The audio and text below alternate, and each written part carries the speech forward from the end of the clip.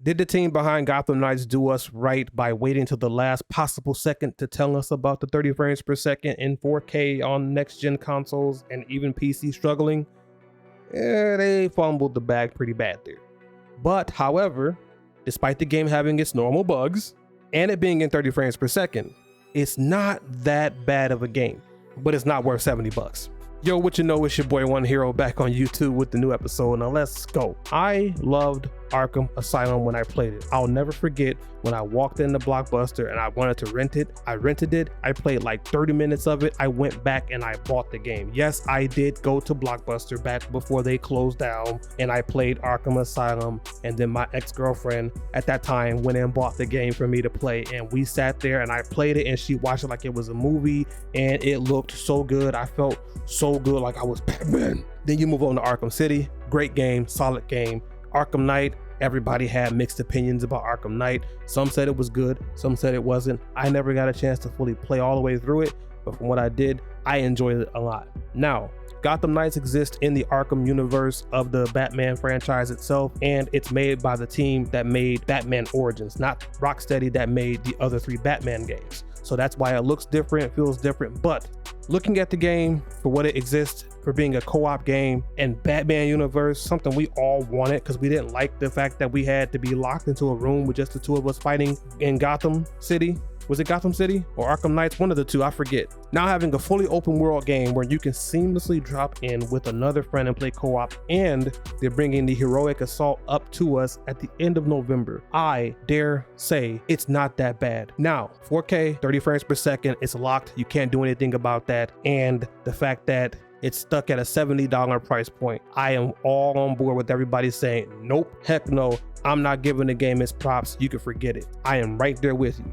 Now, if this game dropped at the 60 price point, sure. $40, I feel like for a lot of people that pick it up for $40, you're not gonna be mad about the game, especially if you got some friends to play it with and you can have a good time to play the game and get all you can out of it. The only thing that would justify being at the $60 price point, let alone 70, is being able to flip it to 1080p 60, because we've now been expressed and opened up to the world of 1080p games in 60 frames per second on next-gen consoles, because Ghost of Tsushima dropped my jaw to the floor. I want to play through that game again because it looked so good in 60 frames per second. Who knew being locked at 30 would be so limiting? The only gracious thing is that if you do have a 4K TV, you do have a 4K monitor, it does look really good. It doesn't show a lot of frame lag for you on console, but there are the bugs that keep getting stuck, and there are bugs in here and there where you can't really see things, and co-op was a little bit buggy for a lot of people, and PC people are having the hardest time. So yes, a game does come with its bugs. I personally feel like the big wigs of the company pushed the game out, and the developer said, look, we got paid for this game in 2017, 2018. They want the game out. The worst we can do is drop it now and make it look as good as it can. And I'm hoping that they do some quality of life updates where they give us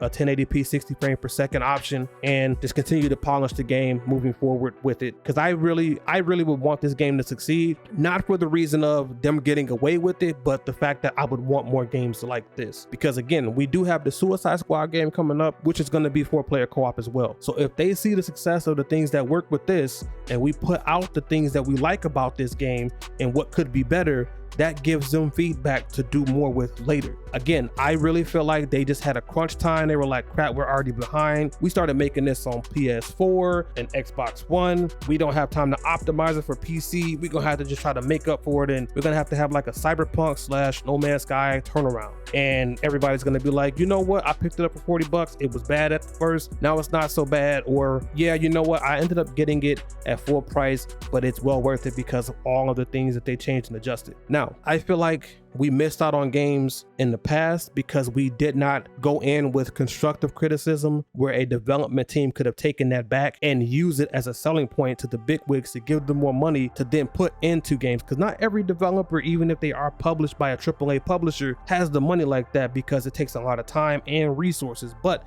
if they knew that there was a huge demand for it and people were willing to pay more for it or put more time into it to build up that name, who knows, we could have probably gotten a better version of Godfall. Godfall looked amazing. I don't care what anybody says, and it played pretty good. It lacked a lot of the main features we needed to, crossplay, all of that stuff, until it was too late. And then on top of that, everybody just bashed the game to high heaven. You think about Anthem, another great game. If we had gave great positive feedback and communication with that game when they went back for Anthem 2.0 Rebirth, the big wigs and everybody in the company would have been like, you know what, there wasn't a lot of positive feedback. They just wanted a better game, and they've already shown you what they wanted. You know what, yeah, we'll give you the money, go ahead and do it. Versus, look at all this negative publicity we got. They hate the game. They say this, they say that, they say this, they say that. It was way more negative than it was constructive, and now we don't get another Anthem game. And the fact that this is a Batman game in a Batman universe, and you get to play co-op with 2 of your friends, with 1 more friend for now, and then an additional 3 come the end of November, is a huge thing.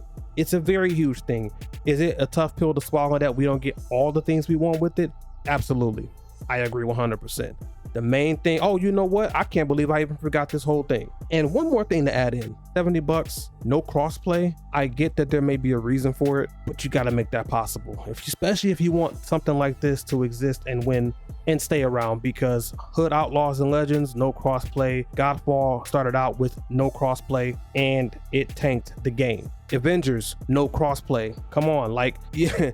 If you can do any quality of life updates, that would be a great one to do 110%. Overall, I've been playing the game. I've enjoyed quite a bit of it. It's really cool being able to zip around as Barbara Gordon, jump around as Jason Todd, destroy people with a bow staff with Robin, and being the infamous Nightwing. I've had nothing but a great time with it, but I do see where its shortcomings are coming in play and how it could have been better and how it could be better if they decide to go that route. They may take everything that we have and have used this as a starting point for the next Batman games coming out. We've had that happen before, where a game comes out from a company that we all know and love, and we go and play it and we're like, man, they need to be doing this. Why didn't they do that? I thought they were going to do this. And then the next game comes out from them and it's got everything that we wanted. And it's like, oh, so you just use us as a guinea pig to do this. Like, everybody said that about like some Resident Evil games when they used the Unreal Engine on something here, but then eventually it got improved over here. I don't know if that's 100% accurate or correct, but you get what I'm trying to say.